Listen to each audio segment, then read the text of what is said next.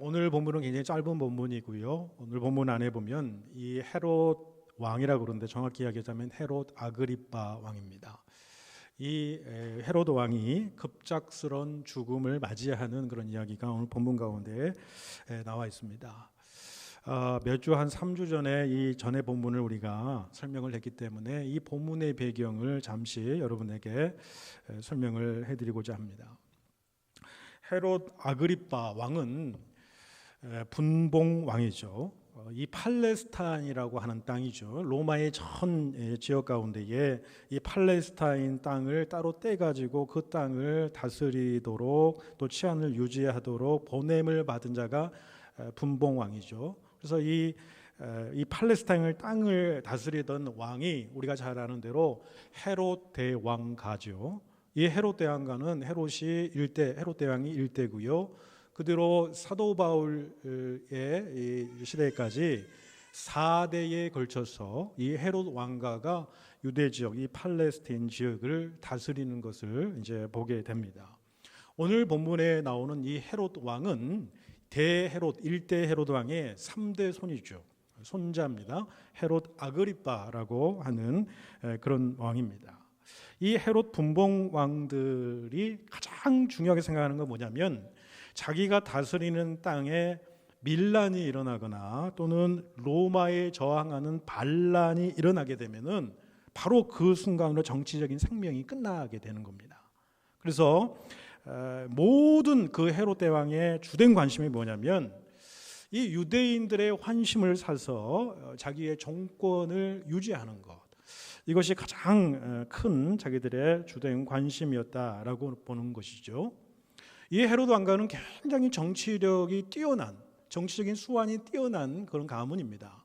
대헤롯으로부터 그 4대에 이르기까지 그 원래 그 에돔 족속의 후예거든요.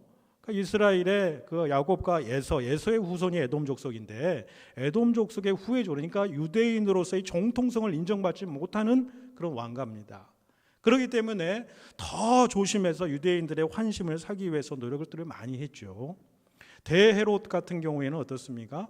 46년 동안 스룹바벨 제2성전이죠. 그 성전을 46년 동안 그 리모델링을 했잖아요. 아주 엄청나게 화려한 그런 성전을 개축하고 보수하는 그런 것들이 다 유대인들의 환심을 사기 위한 것이었다라는 것을 우리가 보게 됩니다. 자, 오늘 본문의 말씀에 나온 이 헤롯 아그리빠 왕도 똑같습니다.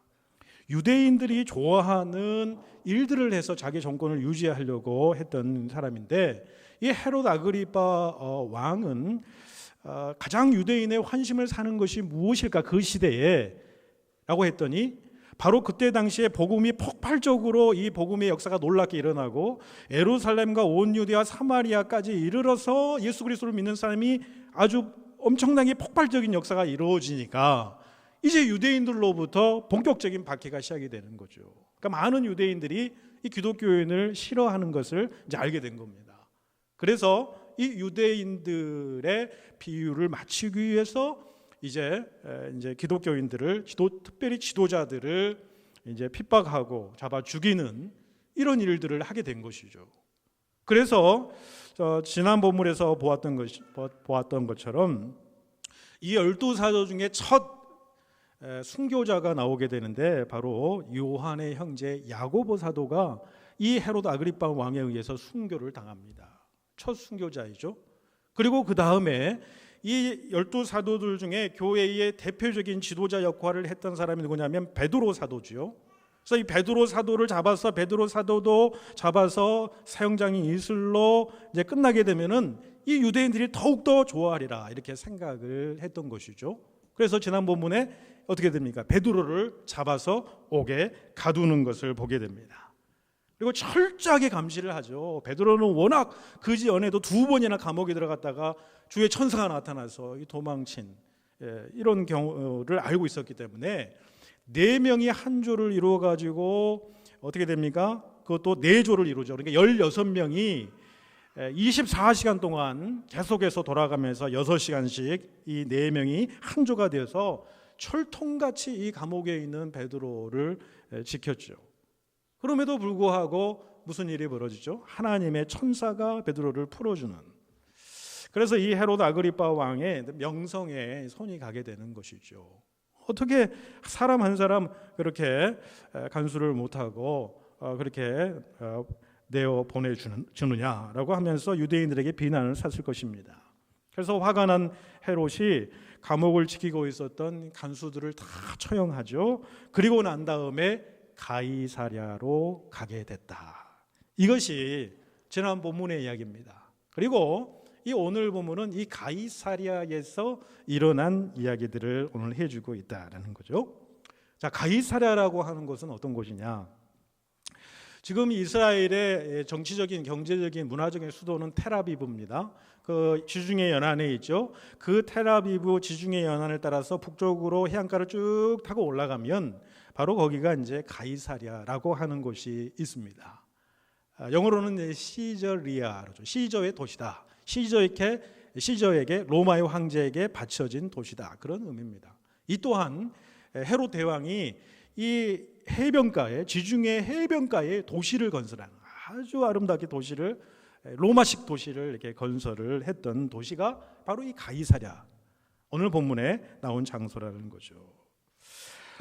자, 이 가이사랴라고 하는 곳은 어떤 곳이냐면 로마의 식민지를 감당하는 로마의 총독이 거주하고 있는 곳이죠. 그러니까 로마의 주로 높은 고위 관료라든지 로마의 군사라든지 또 로마의 그 정치가들의 식구들이 그 가이사랴에 살았다는 거죠. 아주 그 로마식으로 휴양 도시처럼 잘 꾸며진 그 도시에 살고 있었다라고 하는 사실이죠.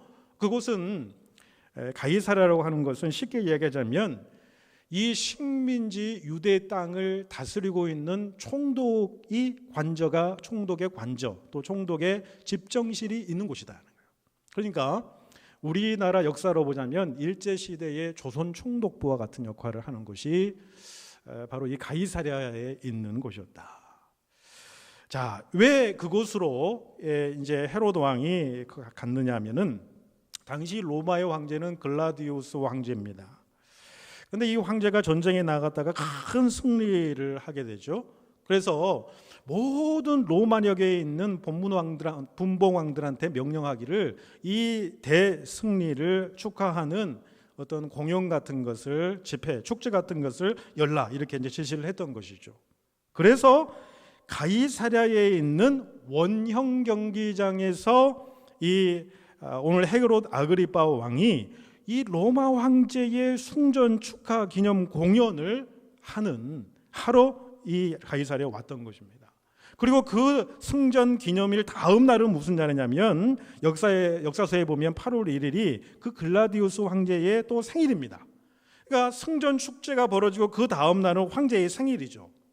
이 황제의 생일날에 앰피시애터죠. 그러니까 원형극장에 많은 사람들을 모아놓고 축하 공연을 벌이면서 이 연설을 이 헤롯 아그리파 왕이 하게 되었다라는 사실입니다. 자, 그런데 한 가지 더 생각해 볼 것은 오늘 본문 첫 절에 여러분 어떻게 시작합니까? 헤롯이 두로와 시돈 사람들을 대단히 노여워하니 그들의 지방이 왕국에서 나는 양식을 먹는 까닭에 한 마음으로 그에게 나와 왕의 심소 맡은 신하 블라스도를 설득하여 화목하기를 청한지라. 갑자기 헤롯 왕이 이제 죽게 되는 오늘 본문의 이야기를 하면서 갑자기 두로와 시돈에 관한 이야기가 나온다는 겁니다. 근데 연관이 있죠. 이 두로와 시돈이라고 하는 것은 지금의 레바논 지역입니다. 당시 가이사랴에서 훨씬 더 위로 올라가는 지금의 레바논 지역에 있는 고대의 페니키아 제국이 있었던 그곳이죠.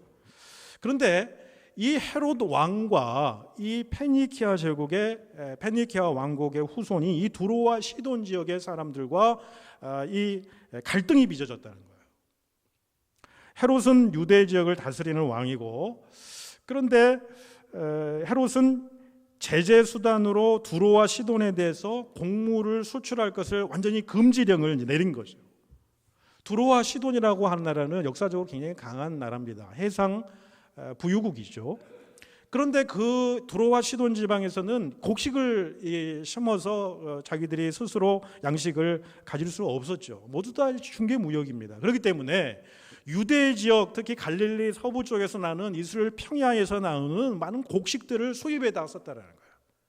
그런데 이 두로와 시돈과 이 헤롯 유대 왕과의 어떤 마찰이 생기고 갈등이 생기자 헤롯 왕이 뭐라고 그랬냐면은 그곳에 곡식을 수출하는 것을 금지를 해버렸다는 거예요. 그러니까 이 두로와 시돈 사람들이 먹을 것이 없으니까, 그러니까 다시 한번 어떻게 보면 본문 말씀 가운데 나오는 것처럼 헤롯의 침상을 맡은 블라스도를 매수해서 헤롯과의 면담을 이렇게 추진을 한 거지요. 그러니까 헤롯의 침실을 맡았다는 것은 그 사람의 역할은 굉장히 헤롯 왕과 아주 개인적으로 밀접한 관계가 있는 사람이죠. 요즘 같으면 비서실장 정도 되는 사람이 아닐까 싶습니다.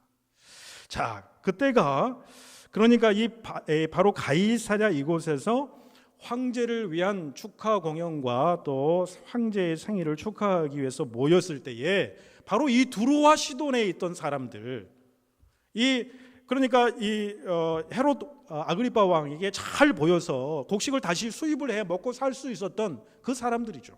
그 사람들도 그 가이사랴 그 현장 가운데 같이 와 있었다라고 한다는 사실이죠. 자, 바로 그 자리에서 원형극장에서 수많은 사람들을 이렇게 데려다가 로마 사람들 또 지방의 많은 토호 세력들, 많은 유대인들까지 해서 많은 사람들을 원형극장에 꽉꽉 채워놓은 다음에 축하하기 전에 이제 연설을 헤롯 아그리파 왕이 거기서 하게 되는데에 바로 이 두로와 시돈 지방에서 온 사람들이 거기에 있는 유대인들과 이방 사람들을 선동하는 거죠. 그러면서 지금 헤롯이 하는 연설 말을 들어보라는 거예요. 헤롯의 말은 사람의 말이 아니라 신의 말이다. 이렇게 얘기를 합니다.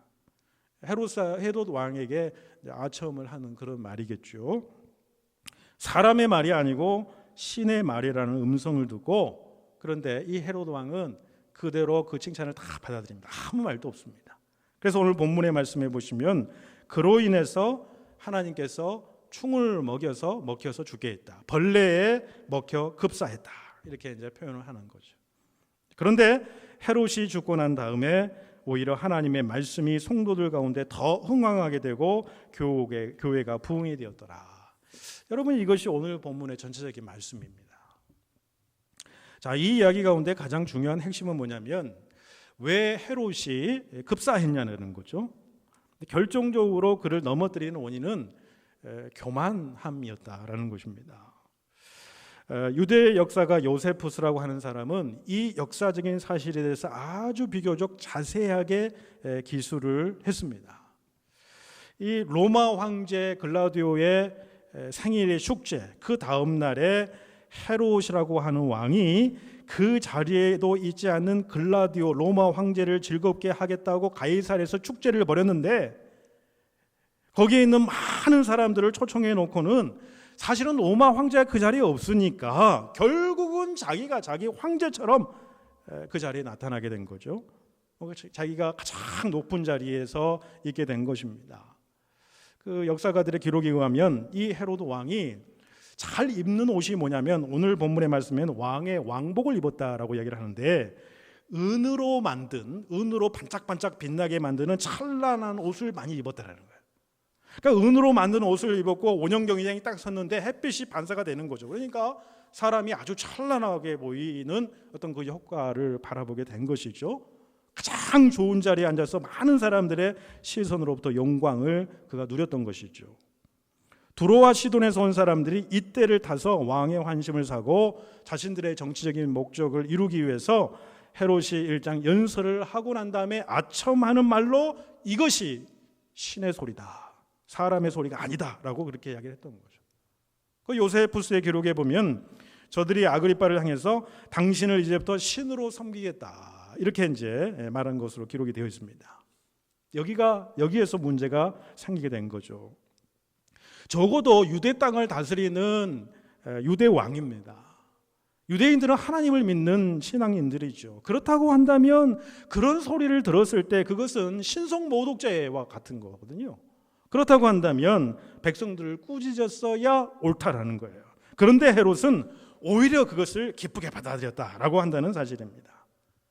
근데 요세푸스의 기록에 의하면 그가 어떻게 죽느냐라는 사실이 오늘 성경 본문에는 벌레에 먹혀 죽였다 이런 표현으로만 되어 있습니다만은 이 요세푸스가 그 아그리빠 헤롯 왕이 그 원형 경기장에서 이야기를 하고 다 끝날 무렵에 그 천막 기둥에 이렇게 또아리를 트고 있는 올빼미, 불길한 징조의 어떤 새입니다. 그 올빼미하고 눈이 딱 마주쳤다는 거예요. 그 이후로 배 복통이 갑자기 나가지고 어찌할 수 없어서 궁전으로 옮겨졌으나 회복되지 못하고 5일 만에 죽었다. 이렇게 기록을 남기고 있습니다. 왕이 된 지 7년 만이고 54세 때 죽었다. 이렇게 기록하고 있습니다. 죽으면서 무슨 말을 남겼냐면 너희가 나를 신으로 부른 것으로 인해서 나는 죽게 되었다라고 이렇게 자기가 고백하고 죽었다고 그래요. 자기가 왜 죽은 이유를 자기는 알고 있었죠. 그런데 끝까지 자기 탓이 아니라 남 탓하고 끝마친 거죠. 여러분, 하나님이 제일 싫어하시는 게 바로 교만이다라는 겁니다. 그런데 하나님의 사람들을 보십시오. 헤롯과 정반대의 경우들을 보게 됩니다. 여러분, 우리가 지난 본문에서 살펴보았습니다마는 고넬료 이방인 백부장입니다. 이분도 가이사랴에 살고 있었죠. 가이사랴에 살고 있는 이방인 백부장이 고넬료가 베드로를 초청하죠. 그리고 나서 베드로가 도착하니까 이 베드로를 향해서 어떻게 됩니까? 고넬료가 막 뛰어나와가지고 성경에 보면은 자기의 무릎을 꿇고 엎드려서 절을 했다. 그 모습을 보고 베드로가 어떻게 됩니까? 고넬료를 일으켜 세우면서 하는 말이 나도 당신과 똑같은 사람이네. 왜 나에게 엎드려 절하느냐. 여러분, 우리가 다음에 좀 사도행전 14장에 살펴보겠습니다만은 1차 세계 전도 여행 때 바울과 바나바가요 루스드라고 하는 곳에서 하나님의 말씀을 선교를 이제 하게 됩니다. 그런데 그곳에서 나면서부터 안진뱅이가 있습니다. 걷지 못하는 병자를 이 바울과 바나바가 이렇게 세운 놀라운 기적이라는 거죠.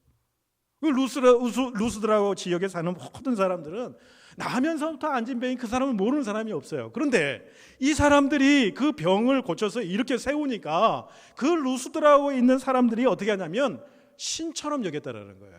바나바를 제우스라고 이야기를 하고 바울을 말하는 사람이었기 때문에 헤르메스다, 신이다라는 거예요. 그리스 신이다라는 거예요.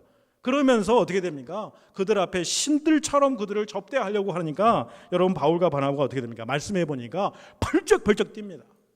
그러면서 자기 옷을 막 찢으면서 우리는 여러분과 똑같은 성정의 사람들입니다. 만물을 지으신 하나님이 따로 계십니다. 그 하나님을 믿으십시오 라고 하나님께 영광을 올려드리는 모습. 여러분, 이것이 하나님을 믿는 사람이 하는 정상적인 일이라는 겁니다. 오직 하나님께 영광을 돌리는 신앙. 여러분, 여러분과 제가 인생 살아가면서 경험하는 수도 없이 많은 참 많은 은혜와 하나님의 놀라운 경험과 또 하나님의 능력으로 말미암아 또 성공했던 그 모든 일들이 있습니다. 그 모든 일들이 우리들이 잘해서 얻은 것입니까? 모든 것이 하나님이 우리들에게 주신 선물이다. 하나님의 은혜다라고 고백하는 것이 우리 신앙인들의 모습이라는 거예요. 그 모습을 바라볼 때에 하나님 앞에 온전히 영광을 올려드리고 나는 받을 자격이 없는 사람인데 하나님께서 나의 삶에 이런 좋은 것들을 주셨다라고 고백하는 것이 그리스도인의 삶의 모습이다라고 한다는 것이죠. 그런데 오늘 본문의 헤롯은 그것을 가로챈 겁니다. 하나님의 영광을 가로챈 것이죠. 하나님의 은혜, 하나님의 역사하심을 가로챈 거예요. 그것은 바로 영적인 도둑질과 마찬가지라는 겁니다. 하나님은 교만한 자를 미워하신다, 대적하신다 이렇게 말씀하시거든요. 주님께서도 누구든지 자기를 높이는 자는 낮아지고 누구든지 자기를 낮추는 자는 높아지리라 이렇게 말씀하시는 것을 보게 됩니다. 우리가 잘 아는 잠언 16장 18절에 교만은 패망의 선봉이요 라고 이야기를 하고 야고보 사도도 야고보 4장 6절에 베드로 사도도 똑같은 말씀을 합니다. 하나님이 교만한 자를 물리치시고 대적하시고 겸손한 자에게 은혜를 주신다 라고 하는 말씀을 해요. 여러분, 이 교만함이 왜 인간의 마음 가운데 들어오게 되었을까요? 여러분, 이 이 세상에 사단이 존재하는 것은 무엇 때문이었습니까? 교만 때문이었습니다. 여러분, 이 사단이 우리 세상 가운데에 존재하게 되는 그 원인, 이유에 대해서, 그 과정에 대해서 이야기를 하고 있는데, 하늘의 천사장 루시퍼가 교만해서 하나님과 대적하다가 나중에 사단으로 되고 말았죠. 여러분, 성경에 보면 천사장이라고 불리우는, 그러니까 천사들 중에서도 장이에요. 대천사장들이죠. 대개 한 3명 정도 얘기가 나옵니다. 가브리엘 천사가 나오고, 그 다음에 미가엘 천사장이 나오고, 그 다음에 루시퍼 천사장이 나와요. 이 가브리엘 천사장은 소식을 전하는 메신저의 역할을 감당하는 것이 가브리엘 천사장이고, 미가엘은 군대를 지휘하는 능력이 있는 천사장을 의미하는 천사장이 미가엘입니다. 그리고 루시퍼라고 하는 이 천사장이 원래 천사장이에요. 찬양을 담당하는 천사장이었다라는 겁니다. 전설에 의하면은 하나님 오른쪽 우편 쪽에 앉도록 허락이 되어 있는 가장 높은 신뢰받는 천사장이었다라고 이야기를 합니다. 그러니까 다른 천사들보다도 압도적으로 아름다움과 용기와 기품이 뛰어났던 천사장이 누구냐면 루시퍼라는 거예요. 근데 이 루시퍼가 교만으로 인해서 타락하게 돼서 사탄이 된 거죠.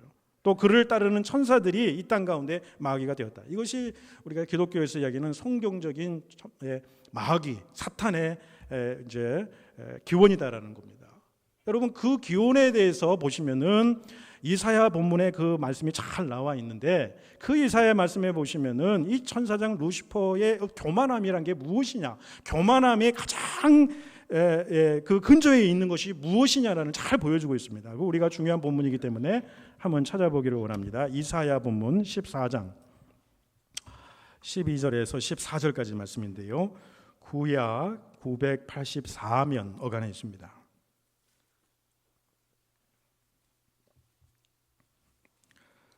이사야 14장 12절에서 14절, 구약 984면 어간에 있습니다. 이사야 14장 12절에서 15절까지, 12절에 15절까지 저와 여러분이 한 절씩 교독으로 좀 봉독해 보겠습니다. 너 아침의 아들 계명성이여, 어찌 그리 하늘에서 떨어졌으며 너 열국을 엎은 자여, 어찌 그래 땅이 찍혔는고. 내가 내 마음에 이르기를 내가 하늘에 올라 하나님의 뭇별 위에 내 자리를 높이리라. 내가 북극 지폐의 산 위에 앉으리라. 가장 높은 구름에 올라가 지극히 높은 이와 같이 작아지리라 하는지라. 그러나 이제 내가 수월 곧 구덩이 맨 밑에 떨어짐을 당하리로다. 이렇게 말합니다. 천사장 루시퍼가 하나님을 대적하다가 사단이 되어 있는 기원에 대해서 얘기를 하고 있습니다. 근데 이 중에 가장 중요한 게 무엇입니까? 내가라고 하는 단어가 강조되어 있어요. 내가 하늘에 올라서 하나님의 뭇별 위에 나의 보좌를 높이겠다. 내가 북극 지폐의 산 위에 자정하겠다. 가장 높은 구름에 올라서 지극히 높은 자와 비기리라. 내가 그렇게 하겠다. 여러분, 우리의 마음 모두는 마음속에 이 내가라고 하는 어떤 교만한 마음이 우리 가운데에 있다라는 사실이에요. 이 사단이 타락한 이후에 이 루시퍼가 나중에 아담과 하와의 뱀의 모습으로 나타나서 인간을 타락시켰어. 그 타락시킨 결과 인간의 본성 안에는 이런 교만한 마음이 다 자리 잡고 있는 거야. 이 교만한 마음의 뿌리가 뭐냐는 거예요. 내가라는 거, 내가. 그러니까 우리는 내가라고 하는 이 교만의 잡초를 다 뽑아야 된다는 겁니다. 가만히 두게 되면 내 안에 내가라고 하는 이 잡초가 엄청난 생명력을 가지고 있어요. 오늘은 내가라는 것을 내가 꽉 눌러서 잠재웠다고 하면 내일은 어떻습니까? 내일은 또다시 그 내가라고 하는 것이 막 솟아오르는 거죠. 그러니까 끊임없이 말씀과 기도로, 묵상으로 우리 안에 있는 내가라고 하는 그러한 잡초, 그 잡초가 일어나지 못하도록 제거해야 된다. 내가라고 하는 말이 대단히 영적으로 위험한 거예요. 여러분 교회에서도 보면 내가 이만큼 교회를 위해서 봉사하고, 내가 이만큼 교회를 위해서 기도하고, 내가 이만큼 교회를 위해서 오랜 세월 동안 헌신하고, 내가 이만큼 교회를 위해서 헌금하고, 이런 내가라고 하는 마음이 막 마음에 사로잡히게 되면요, 여러분 그것이 하나님이 좋아하시는 겸손한 마음이 아니라 교만한 자의 심령으로 빠져들게 될 가능성이 너무 높다는 거예요. 여러분 모세를 보십시오. 모세는 하나님이 명령하시잖아요. 반석을 네가 명하여 물을 내라, 이렇게 명령을 하셨는데, 그 이스라엘 백성들이 그 하나님의 놀라운 역사를 자기들 눈으로 목도하고도 이렇게 자꾸 불평하고 불만하고 하나님을 원망하고 모세를 원망하니까 너무너무 기분이 상한 거죠. 그래서 어떻게 이야기합니까? 내가 패역한 너희를 위하여 반석에서 물을 내랴, 이렇게 역정을 낸 거죠. 하나님이 반석에 명하여 물을 내라고 그랬는데, 내가 말이야, 내가 그 마음, 모세 그 민족의 지도자였던 그 모세의 마음 가운데 내가라는 것이 확 튀어나오잖아요. 하나님이 모세에 대해 섭섭하신 거죠. 그래서 내가라고 하는 그 말 때문에 가나안 땅에 들어가지 못했습니다. 반면에 내가라는 말을 굉장히 많이 하는데, 다른 사람이 이야기하는 내가라고 아주 다른 입장에서 내가를 많이 쓴 분이 있어요. 누구냐면 사도 바울입니다. 갈라디아서 2장 20절에 보면 뭐라고 고백을 합니까? 내가 그리스도와 함께 십자가에 못 박혔나니 그런즉 이제는 내가 산 것이 아니요 오직 내 안에 그리스도께서 사신 것이라. 이제 내가 육체 가운데 사는 것은 나를 사랑하사 나를 위하여 자기 몸을 버리신 하나님의 아들을 믿는 믿음 안에서 사는 것이라. 내가 나는 이라고 하는 말이 나오지만 내가 높여지는 게 아니라 내 안에 있는 예수 그리스도가 높임을 받는 고백이잖아요. 나와 세상은 간 곳이 없어요. 그 고백 가운데는 내 안에 예수님만 사신다 라는 고백이에요. 내가 아니라고 주님이 내 안에 사신다. 내가 하는 것이 아니고 주님께서 하시는 것이다.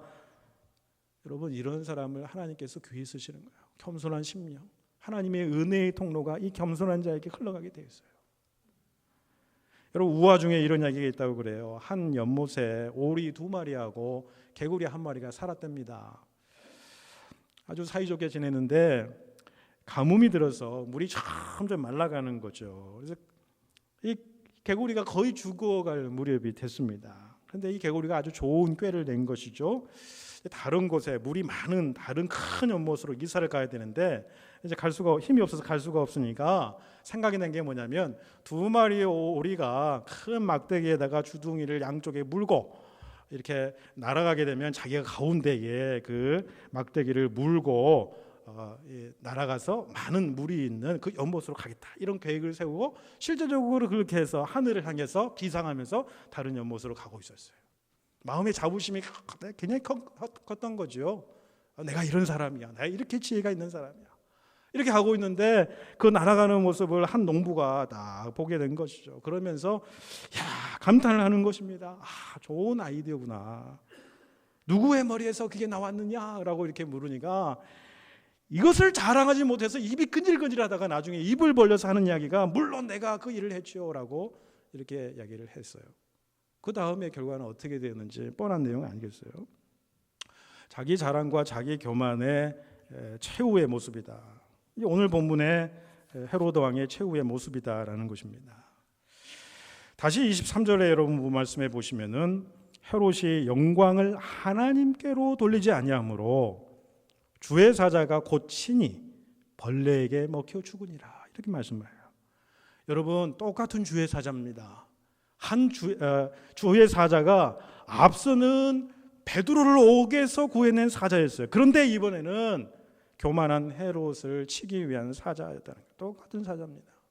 여기서 깨닫게 되는 것은 교회를 박해하면요, 하나님의 영광을 가로막는 원수들은, 하나님의 영광을 가로채는 자들은요 반드시 하나님이 치신다는 거예요. 교만한 자를 하나님이 대적하신다, 치신다는 겁니다. 잠시 그들이 힘을 얻고 기세 등등하게 날뛸 수 있을 줄은 몰라도요 반드시 비참한 최후를 맞이하게 된다. 이게 성경의 교훈입니다.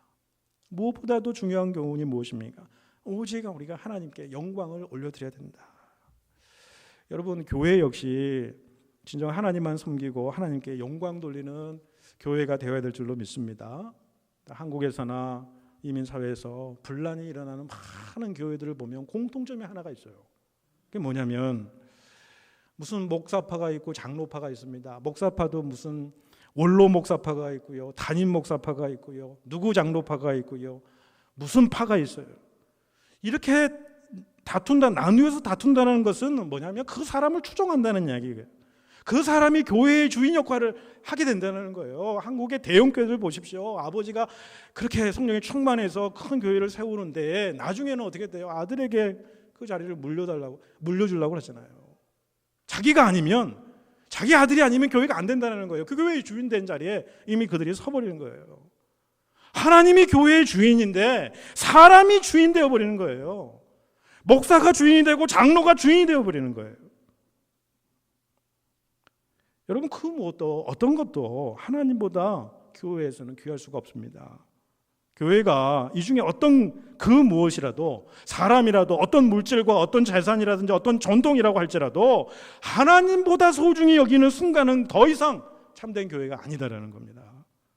교회의 모습은 하고 있지만은 교회다운 교회, 건강한 교회, 하나님이 쓰시는 교회는 아니다라는 거예요. 우리 교회는 하나님이 주인 되시고 하나님이 다스리시는 교회다운 교회, 건강한 교회가 될 줄로 믿습니다.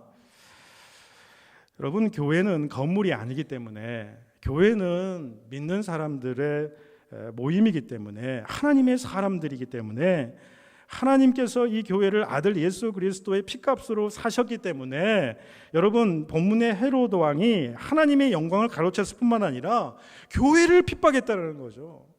하나님의 사자들을, 하나님의 종들을, 성도들을 핍박했다는 거예요. 그거는 교회를 핍박한 거예요. 예수를 핍박한 거예요. 그 일로 그는 최후의 비참한 최후를 맞이하게 됐다. 오늘 본문 말씀해 보니까요, 헤로드 왕이 죽고 난 다음에 하나님의 말씀이 더욱더 흥황해졌다, 이렇게 표현을 하고 있습니다. 왜 그랬을까요? 헤롯이 죽게 되자 많은 성도들이 아마 도전을 받게 되었을 것입니다.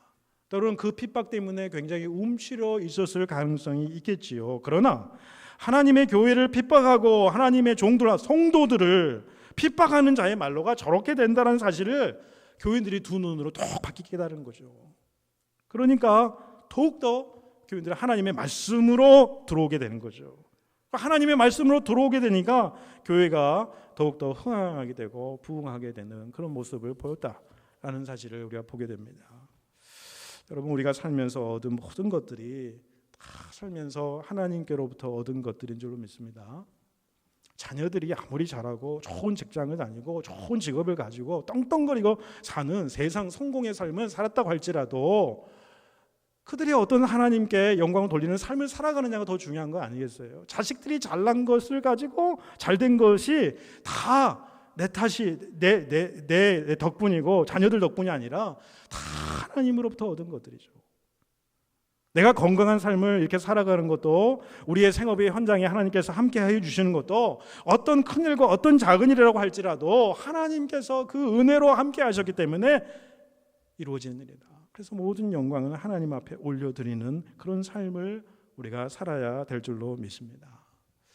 정말 본질적으로 중요한 신앙의 그 원리들을 우리가 마음에 품으면서 살아야 될 줄로 믿습니다. 신앙에서 가장 중요한 것, 하나님이 기뻐하실 만한 일들을 하나님을 향하여서 우리의 눈을 들어서 하나님을 집중하며 살아가는 저희들 될 수 있기를 바랍니다.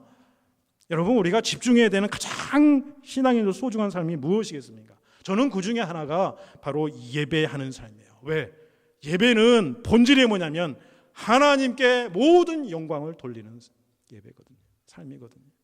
우리의 삶의 전부가, 우리의 산 제물로 드리는, 하나님께 영적으로 드리는 우리의 삶 자체가 하나님께 영광을 올려드리는 삶이에요. 우리가 이렇게 모여서 주일 예배 드리고 수요 예배 제단에 오이는 것도 뭐예요? 우리의 삶의 모든 것들이 하나님의 은혜가 아닌 것이 없습니다. 하나님께 온전히 영광 올려드립니다라고 하는 그런 삶이라는 거예요. 여러분, 사탄의 세력이 우리를 실패하게 하는 방법이, 가장 중요한 방법이 뭔지 아십니까? 삶을 아주 산만하게 만드는 거예요. 여러 가지 긴급한 일들을 막 투입을 하고 삶의 중심이 없게 만들어 흐트러버리게 만드는 거죠. 정말 신앙인으로서 중요한 일을 하지 못하도록 주변 것들을 막 보내는 거죠. 잡생각을 보내고 바쁜 일, 긴급한 일들을 막 보내서 정말 하나님께 영광을 올려드리고 하나님 기뻐하게 할 만한 중요한 일들을 뒤로 밀어버리게 만드는 거예요. 이게 사단의 역할입니다. 여러분, 예배의 수준이 우리의 신앙의 수준입니다. 우리의 신앙의 깊이를 어떻게 알 수 있느냐? 정말 예배자의 삶을 살아가느냐, 정말 예배를 사모하는 삶을 살아가고 있느냐.